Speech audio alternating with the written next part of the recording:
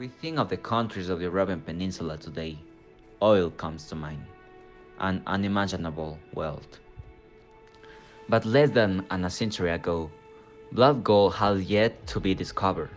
The region was poor, and one of its main sources of income, pearl fishing, was about to disappear due to strong competition and the intrinsic ends of the colonial administration. Saudi Arabia was among the poorest countries in the world when it was founded in 1932. The country depended on the income generated by pilgrims who made the Hajj, and agriculture which were modest and unpredictable. This state was terribly underdeveloped, and it had no good roads, no electricity, decent housing, or basic hospitals. Most of the population could not read or write and led simple lives. But the discovery of colossal oil reserves in 1938 was an epic change of fortune for the needy country. By the end of 1940s, the Saudi wells were coming of barrel after barrel of raw material, but the country began to notice the well from the 1970s, and everything changed. The private sector in Saudi Arabia. Foreign participation is important to the kingdom's economy.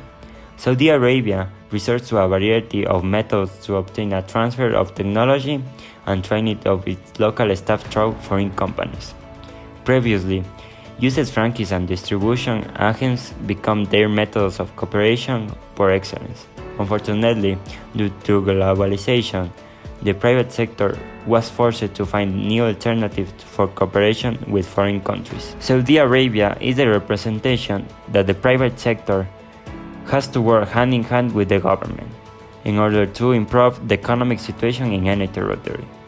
In Saudi Arabia, this relationship between the government and the private sector have come to evolve several aspects in areas of planning, finance, regulation, and revenue collection, leading them to become one of the most economically successful countries in recent years. Economic liberalization. Saudi Arabia opted for decentralization of its market economy when it joined to the WTO, World Trade Organization, pursuing a privatization program and encouraging foreign direct investment. It gradually eliminated subsidies, reduced tariff barriers, enforced foreign ownership rights, and allowed majority foreign ownership in investment projects and services, including the insurance and banking industries. Privatization was officially launched in 2002 and was planned to accompany all areas of the kingdom's economic activities. It established several regulatory bodies under which the privatized companies will operate. It carried out partial privatization through the sale of government shares held in corporations. Saudi Arabia is the largest economy in the Middle East and the richest Arab country in the region. The policy of major public works implemented by the authorities, as well as foreign direct investment and the soundness of the banking and financial system, have enabled the country to become the leading economy in the region and one of the most important in the world. Saudi Arabia's economy is based almost entirely on oil, and GDP growth is closely related to real oil growth.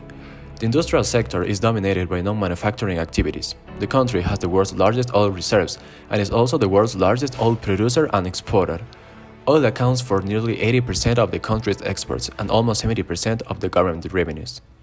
Services are part of a sector dominated by tourism, financial and banking services, and insurance. Tourism generates very important revenues, especially thanks to the pilgrimage to Mecca. The standard of living is one of the highest in the Middle East, with a GDP per capita of over $20,000. The last 2 years have been irregular for the country due to the COVID-19 pandemic. The region was affected by fluctuations in oil prices and the suspension of the Muslim pilgrimage, generating some contractions in the national economy and an increase in inflation compared to other years.